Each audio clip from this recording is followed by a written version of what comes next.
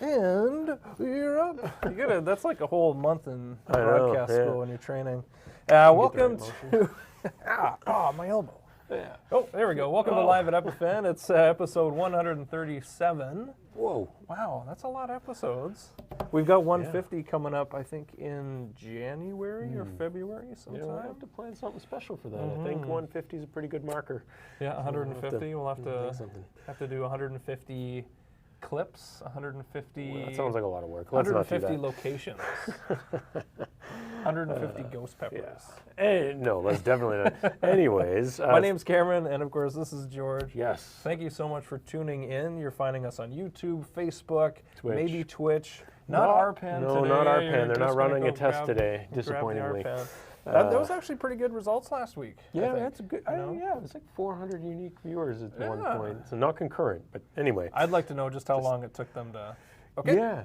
Well, I'm also wondering, and maybe someone in chat knows, if anyone else has been playing with Arpan, I can't find what constitutes as a view. So we know on like Facebook, it's so many seconds before it constitutes as a view. Yeah. Arpan, no one knows. So I don't, 400 something views, what does that mean?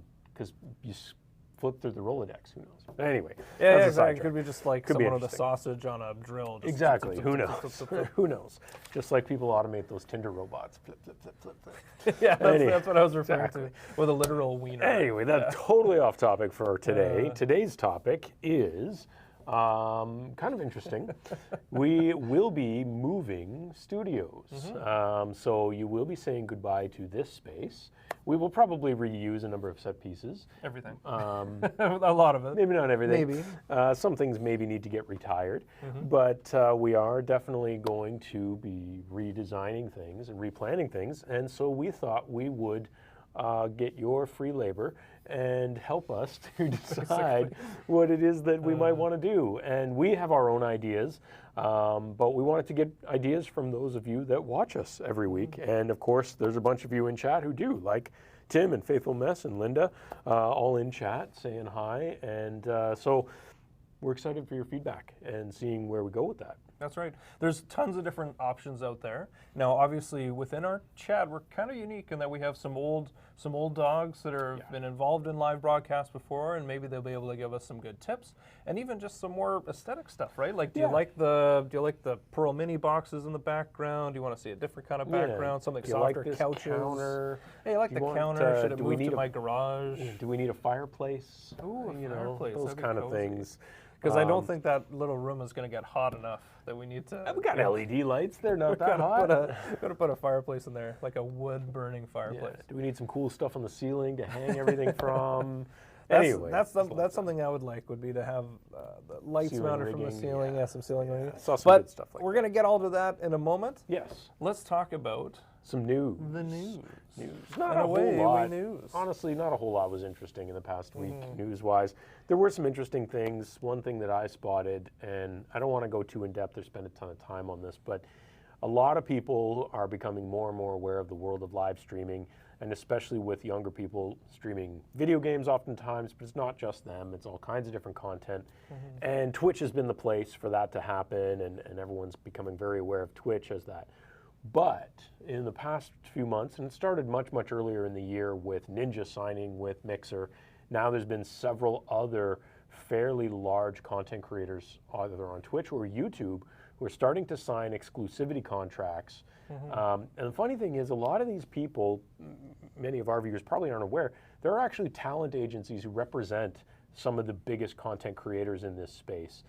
Just like sports stars, Hollywood stars, anything like Well, that. these agencies are really getting in on the ground floor They with are. a lot of these like artists. I'm gonna say artists or broadcasters or whatever you call that discipline. But yeah, they are getting in on the ground floor because there isn't really an awareness of how much value they'll bring and like the views and what are these metrics and how are they getting dollars out of it, right? So my interest, of course, is let's take Shroud. We mentioned that a couple of episodes ago. Shroud is one who recently signed a new exclusivity with Mixer. He moved over. Is that Shroud or Ninja? Shroud. Shroud, Mixer, okay. Ninja moved Ninja earlier went in to the year. Mixer, yeah. And so did Shroud. No one cares about Ninja though. So anyway, because Shroud's a good Canadian boy, we're going to talk about him. So he got signed. But the interesting thing about these deals is no one knows what they're actually worth. They're not disclosing any of these No, dollars. no Okay. one's disclosing this. It's not like it is in the NHL or the NBA where it's everyone knows it's X number of dollars for X number of years. Well, and there's caps and there's so much exactly. operating So overhead that they have. For Nobody the teams. knows with this, and quite honestly, it's very possible that the rumor is that guys like Ninja and Shroud signed these 3-year contracts with Mixer for upwards of $10 million. Wow. So For 3 years, though? for 3 years. Okay. Plus, they're getting all the revenue they get from their actual and they content still get creation. that, okay. Anyways, the exclusivity contract is that much. So it's interesting, and so there's a few others that have either signed exclusivities with YouTube now. That didn't used to really be a thing. Now it is. Google is going out and signing people exclusivities to YouTube. Twitch has apparently signed people exclusivities to retain them. They want to hold them back. They say, stop leaving the platform. So, and Mixer, of course, is grabbing people up as well. Yeah. So, and who was the guy you mentioned earlier? It was Courage? Courage, yeah. He recently signed one of these bigger lucrative ones as well. So, you know, and he went to YouTube from Twitch. Exactly. Okay. Instead of to Mixer, where his talent agency, who represents Shroud and all these other people, they're just basically going out and saying, let's go to the highest bidder, whoever it is. And obviously, if the agencies are seeing the value in these guys, if Amazon and Mixer, like Amazon, Microsoft, and Google, essentially are these big three players. When you break it down, those are the proxy war. Yeah, 3 of the largest companies in the world are the ones that are actually the money behind all of these platforms. So, anyway, I find it interesting, and so you know, if you're someone out there and you have a kid and who's maybe in their late teens and streaming is something they're thinking about doing, you know, if they're successful at it, there's millions out there on the table. So don't crush their dreams just yet. Well, and people often will kind of poo-poo it, just like with hockey. Absolutely, and it's like 2% or less than 2% of kids that ever play are going to get involved. For sure. But really, like, you know, a lot of these players, they're not just couch potatoes playing in their basement. They actually they're keeping fit. They're keeping their minds sharp, right? Well, like healthy body, healthy mind. Yeah, and absolutely. even in the NBA 2K draft, these guys, they do training together. They physically go out and they train. Whether it's and that, they eat healthy. And Overwatch League is a major, obviously, you know, esports organization as well, run by Blizzard. But anyway, we talked a little bit about esports earlier this week when I was on the Video Guys show on Tuesday, and Tim mentioned in chat that he saw me on that show. So thanks for watching that, Tim. Good appearance with Gary earlier this week. And we touched on esports as part of that as well, and some of the products that we make that have been and could be used within that realm. And again, I mean, this is a multi-billion-dollar industry, so there's money on the table, folks. Go get it. Yeah, go get it. You can put us back on our main there. Yeah, we'll jump over. That was about all we really had. News is kind of slow this week. A little bit slow. Since I took out minus cricket, minus cable cutting, minus all these other ones, I don't get as many news. Yeah, minus we mass shooting. don't need I don't to get talk as about many. those guys up the road, Pablo or whatever. Yeah, exactly. Hey, Steve. Anyway. Exactly. And yeah, okay, so Faithfulness did make a good point. The agencies do take a cut. Absolutely. Right? So they're not just, you know, giving them all the money back to these guys. But I would be curious, like, what are the cuts? What are the numbers? We kind of know. It's always a percent, right? It's always a percentage. Is it going to be based off of what, you know, we've kind of seen traditionally for entertainment outlets, where, you know, an actor might be working on a picture deal or, you know, by picture deal. But I'd be curious. I should point out most of these big names in that space, this agency has been representing them for years. So they've been getting a cut for a long time. This isn't something recent that they just started getting. It's not a new phenomenon. No, just out of these contract signings. They were getting it for a while as a cut to represent them. But these people are also sponsored with big brands and things like that. So these agencies, I mean, maybe it's a personal opinion, but I suspect these agencies are earning their cut just in the sponsorships and branding opportunities there are. So anyway, that's enough of that. On to the main thing. Let's run down, I got a list here. What are our top challenges when we're talking about creating this new studio space? And this kind of comes back to, we've done a lot of shows about specific subjects, about what you want in a studio. And we're basically relearning all of that for ourselves in a new space. And we're excited to bring you guys along with that on that journey. So, top challenges. First one, What do you think? Well, audio in that space is going to be a big one. I know it's not literally the first one on the list. No, audio is going to be a challenge. That's obviously in there. your number one. No, it's going to be our number one. Yeah. Right now, it's bare bones in that studio, so it's very echoey. It's an echo So cave. we're going to walk over there in a couple of minutes, but yeah, it is very echoey. And one of the things that I didn't think of that Matt pointed out, he's our audio engineer here at Epiphan and also on the customer support team, is that he pointed out that having the 90-degree glass, not a great idea, no. and that it should have been tilted a little bit. Yeah. So that one, didn't know that.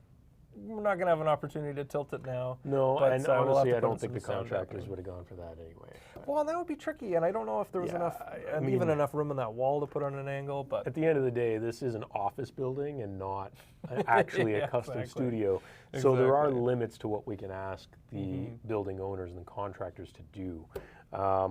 Well, I wonder if we have an opportunity to maybe mix up our audio again. Well, Obviously, the lav was a big save, especially for this space. Yes. But in that space, it's going to be a little bit different. Yeah. And we might be able to do a fixed audio And solution we want to again. have different set pieces. So anyway, Yeah, and we'll how we figure move that out. around and stuff, right? Another big one, and we've done lots of shows on this, and it came up earlier this week before the video guys thing. I came in on Monday and did a rehearsal with them. Okay. And came in, and the lighting was still set up from Halloween the week before from last week's episode of our own. I Lights sat on the down floor and I for went, the green screen. whoa, what is happening? And I'm like, I'll fix it tomorrow. But so lighting is always critical, being consistent.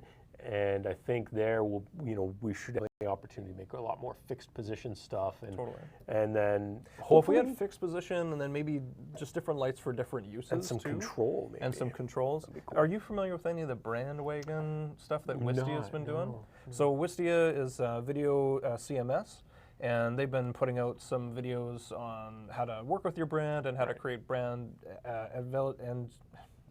evangelicalism. Can't even say it right. But it's really how to promote your brand and how to use their tools. So it's how to use Wistia to make your business better. Okay. But it's a really cool show format. And one of the things that they showed on one of the behind the scenes clips was how they've got this lighting set up. So I think they're doing like a DMX control on the lighting. And they do have these different configs. So it's just a touch of the button, and then it strikes these different lights in different ways, brings on different color values and different intensities, instead of having to manipulate it manually every time and kind of remembering what you've done. Then you can have that all preloaded and ready to go. Another one obviously is cameras.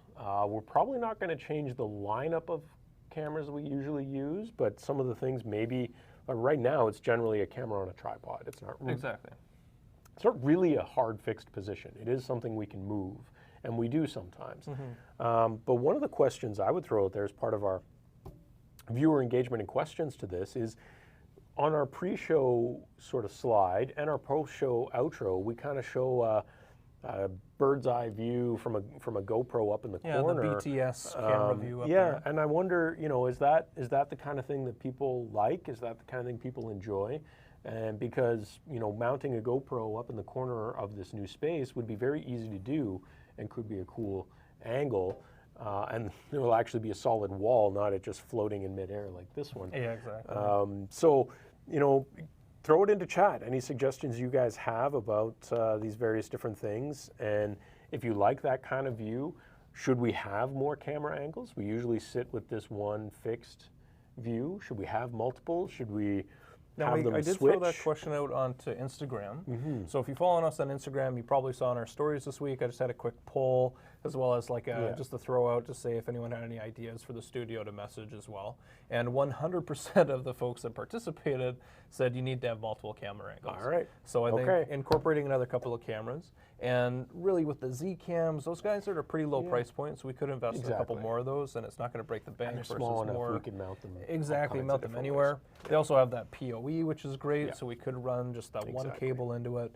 Maybe do NDI for those cameras. Maybe hardwire HDMI. Maybe an NDI camera, Maybe another NDI camera. Now, what I would like to see that would be cool, one of those angles on like maybe a motion, little motion slider going back and forth. Exactly, a little slider. Rosenbauer America saying you need a jib. Cool. Yeah. So. Now, what would you recommend, actually? Do you have a specific model in mind? Is it just maybe, like, we could build a pretty rudimentary jib? Throw a thing out there as terms of a jib. If you've used one that you like in particular, throw it out there. Let us know. Linda was saying the GoPro in the corner, when you're signing off, kind of like a news program, it feels natural. Yeah, that's a good point. And well, that's where we've stolen that look from. Is that like behind sure. the scenes? You get to see the producer. At the end of the episode, you see that we're kind of our posture changes and we slump back down and we throw things. And anyway, Marta was saying changing up camera angles is always great. Yeah, it usually is true, Marta. Also slider. Yeah. Well, I mean, it's easy for you to say, Marta, because you don't have to be the one controlling it. So now there are some tools that really would just be like an A to B. Yeah. Right. Exactly. So it'll go back and forth and back and forth, and have a ramp as it goes up to it each time. We could do it off of just PTZ cameras with presets. Yeah. So there's lots of things. I actually saw a video sample from someone the other day. They were using a PTZ camera for a speaking engagement. They actually had 2 podiums because they had a panel of people, and they would go up to the podiums. And I'm guessing they were using PTZ cameras with presets.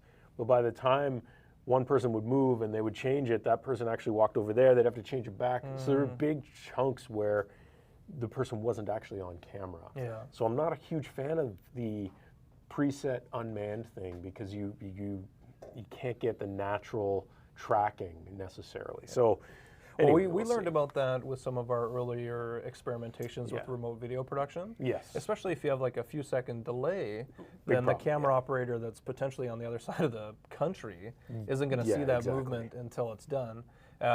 We actually met with a team earlier this month. We connected with them. They're out of Kingston or the Toronto area, and they have developed an AI system that will control a camera head on kind of a PTZ mount as well as on a slider going back and forth. And one of the applications that could work for our purpose would be to have an AI facial tracker for that tight shot. So if you are moving around, it'll keep that frame going. So what do you guys think? Should we implement Skynet to track our movements in the studio? The other one that we see a lot of, and again, this week I was on the Video Guys thing. One of the things they use quite heavily is virtual sets. Yeah. So they use a chroma key and they just standing against a green screen, and they put in. Theirs is pretty basic, but it's nice. It's clean. It's great though. It allows them to throw up a lot of different things. So as Tim saw when he was watching it, when I was on camera, I was kind of on an angle to Gary, who's the host, and I was joining them by Skype, and so that virtual set allows them to move those pieces in and out very easily and kind of naturally, which is kind of nice. Well, and you can move Gary around too. Like there is a little bit of animation where it starts him wide, and then it'll pull him back, and it also appears as if the set is pulling back too, because you have that matched camera movement. Yeah. Because if you don't have the matching camera movement with the background, then instantly it's okay, that is super fake, it's not working. No, exactly. But I think it works really well for that, and having you on an angle too, right? It's like I would love to have some. That's a very newsroom style thing. Exactly, and having that keystoning effect, where it's not just a flat graphic on there, it's got a little bit of an angle, gives it that spatial feel. So, virtual sets, is that interesting to people? Curious what people's opinions are. Now, okay, Faithful Mass, why do you say that? Because I was going for a really cool look. We had kind of like a neon thing going a couple of weeks ago. Everyone was looking kind of fluorescent. It was a little bit weird. Last week, of course, was super dark because it's making the white of my shirt kind of look pink. A little bit pink, yeah, a little bit pink. This is not. It is white. Anyway, so this is what the problem is when I do white balance with myself, because I'm not like I feel like I'm so pale this week. All right. So anyway, think about some of those things we just threw out there. What about, we've mentioned this in the show before, one of the things we've internally always talked about and loved is the Tim and Sid V-desk. So that instead of Cameron and I sitting side by side like this, the desk would be in a V shape. I'd be kind of over here, Cameron. It's more natural to talk to each other, so I don't have to turn as much, which can be better for audio. Really good for audio, and it's weird to get these profiles too, right? It's exactly. Just these profiles on but it screen. Also usually means you need at least 3 cameras, or at least 3 camera shots. Yes. Yeah. Individuals and then a wide. So, there's some downsides to that as well. But I've always liked it, and I think it allows for a lot of cool set pieces in behind Tim and Sid stuff. Well, and I do like their setup, and they have, like you said, they do have that little motorized slider in the front, and so it gives a little bit more dynamic movement, and you don't have to have someone manning that. And I assume that it's on a slider because that's how it looks. but it could also be someone operating. It is, yeah. It's going to be a big ENG camera in the middle of a studio. Yeah. We don't have that. The other one on here that's on my list, I'm going to save until we go over there. Cool. Because there's a great example of that in there right now. So maybe we'll save that. So you want to make the journey?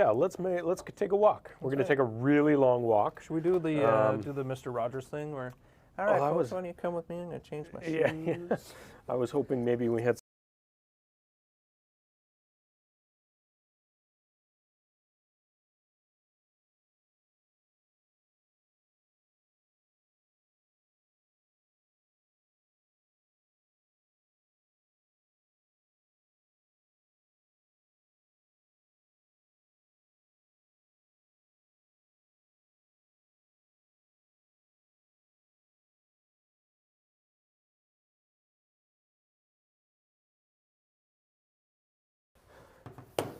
All right. Well, welcome to the new echoey studio. Space. Let me focus on there. Looks pretty close. Now, Adam's switching us back and forth here between the different views. So what you're seeing right now is actually inside the control room. Yeah. So the control room itself is pretty cool. This one we kind of requested this almost at the last minute when they were doing the work to put in this glass here. Yes. So this was put in. It's a plexiglass. We don't really know how much sound it dampens. It dampens pretty good, actually, when we experimented before. Can you hear me? I can, but only a little. Yeah, only a little bit. That's not bad. So yeah, it's kind of interesting. Because it's shooting through the window here, I have to make sure. But then we also have the Z-Cam just thrown in here in what is most likely going to be one of the more common positions, I think very likely, and just shooting straight down the room here. This room is about 20 feet long, about 12 feet wide. Yeah, 20 by 12-ish. So it's not massive. You can see the layout here on the floor plan. There is sort of a production area behind that glass and then the actual studio part. So we get a little bit of isolation, which is kind of cool. Kind of like that. Well, we'll have isolation from the rest of the office. Exactly. So right now, we have the whole floor. So we now have the whole floor of this building, which is great. But previously, we didn't have the whole floor. Yeah. And, sometimes we would have maybe someone coming in to look at the other space. Yeah, exactly. Or there was folks that were using that area to talk on the phone. Yeah, walking through, talking on the phone. Yeah. So now it'd be good just to have an isolated space. Exactly. And even the marketing folks, unfortunately, were kind of like, if we were doing any shooting, they had to be very quiet. Yeah, and that was always have conversations. It's very restrictive. So. But one of the other questions that was on my list that I did not bring with me, but it was only really the last one, was what do you guys think about practical monitors? This one in particular is very nice. This is an 82-inch Samsung Smart TV that is, it's cool. I mean, it's obviously very large, which is nice. Well, it's a beautiful screen. This is the one that we used for our driving episode. Yeah, so we faked our background. Yeah, with exactly. This. So it's a great camera. It's a great monitor. It works very well. It is huge. So right now, I feel like it's pretty legible what I'm putting up on the screen. I could probably make the text a little bit bigger. Yeah. So something like this, we could put it on the wall. Right now, it's on a cart, so we could move it around, which is kind of nice.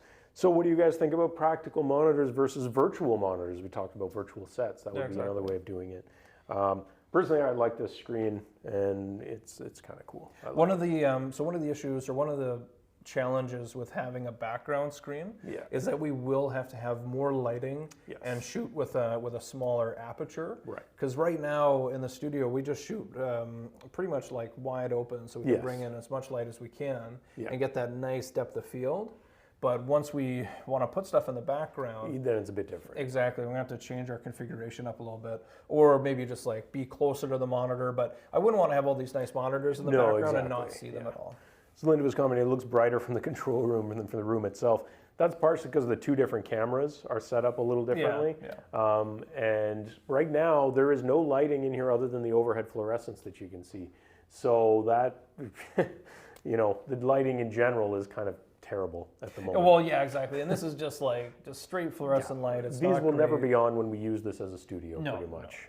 No, it's not just when the we're practical on air. lighting while we're being set up and whatnot. But there again, that's why, Yeah, I don't know if the control room camera shot it does let us see the ceiling. What if we had like rigging up there? You know, we could put lights on it. We could even put cameras up there. We could do all kinds of different things. Well, and this is, it's not a drop down, but it's like the commercial equivalent of drop down ceiling. So on like above this, there's lots of rails and supports and joists, so we could mount stuff up there. And even if we were just to take all of this out, then it would take out that kind of bounce that we're getting to. Right. Because if we are putting lights in here, I don't want the light reflecting and bouncing everywhere. Yeah. Let's see. Lynn is saying, visually at the moment, it looks like you could bang it with your elbow. If you mean the TV, no, there's actually a fair distance. I don't think you realize, I mean, I'm 6'2", and I'm standing directly beside it now. This is a very large TV. It's a little bit silly. Yeah, it's enormous. So even though I'm standing like around. several feet in front of it, it still looks pretty big. Yeah. Maybe one with less reflection would be good. Like, they're all kind of glossy if we could, now. well, if we could put like a matte finish on it, I don't know if that would help with the glare, or if there's It would a little bit. specific monitors for glare. Faithfulness saying you could hang a retractable green screen for starters. We do plan on doing that. That's definitely going to happen. We usually use paper of what we've always used in the other studio. It's on a roll, and so there already is a plan to put it up across the back here. And using like a proper mount.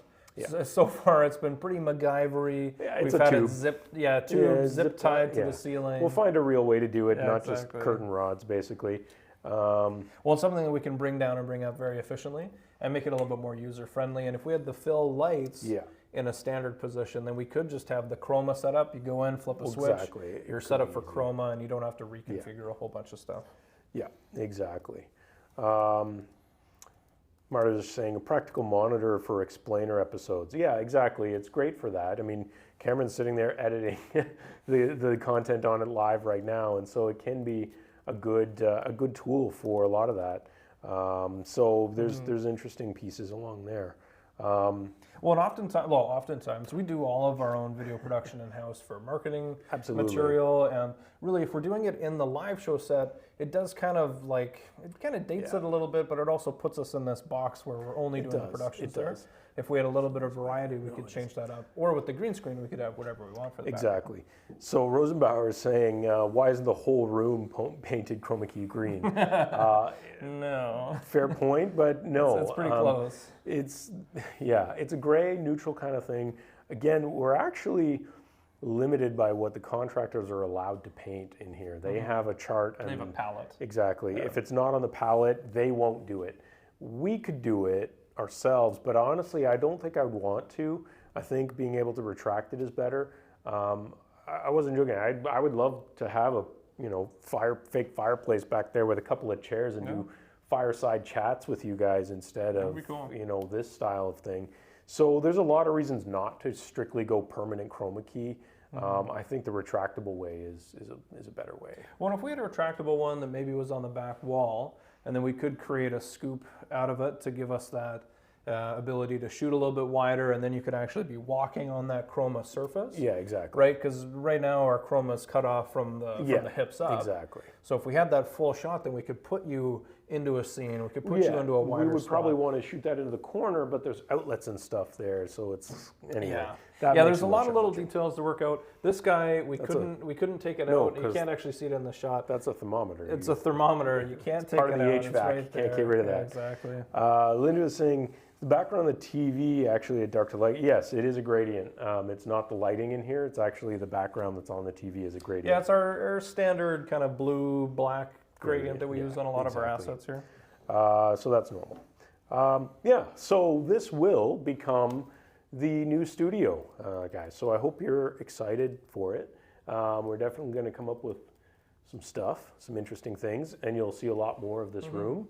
Of course, I don't know how much of it is translating into the stream, but the echoey in here, just as a presenter in here right now, is annoying.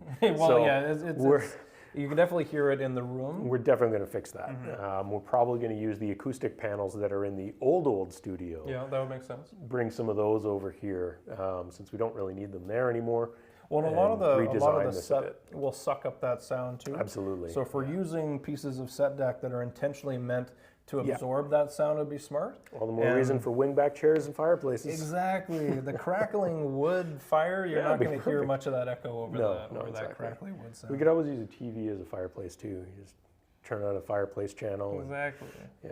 Make sure you have it on the right channel. Exactly. You could drink every time you see the guy come and poke the logs. Yeah. Facebook was saying, very excited. When is the move date? Really isn't a specific date. It's just kind of we'll start moving things over in the next little while. It's not just this studio. Many of the staff are also changing spaces in terms of our offices. So there's a lot of moving going on. This is just the one that's exciting to share with you guys, since this is the view you have of us. Totally. Where our offices are, whatever.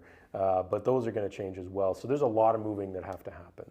Well, we can't get anything into this space until we nail down our networking. There's that too. Because we don't have any network in this room. Yet. We have no Cat 5 coming in, and until we have that, we can't really put any of our gear in here. Yeah. So we're not running a Cat 5 cable. No, we're not. The old studio. So the other thing is that our studio space now is on a separate VLAN from the rest of the company network.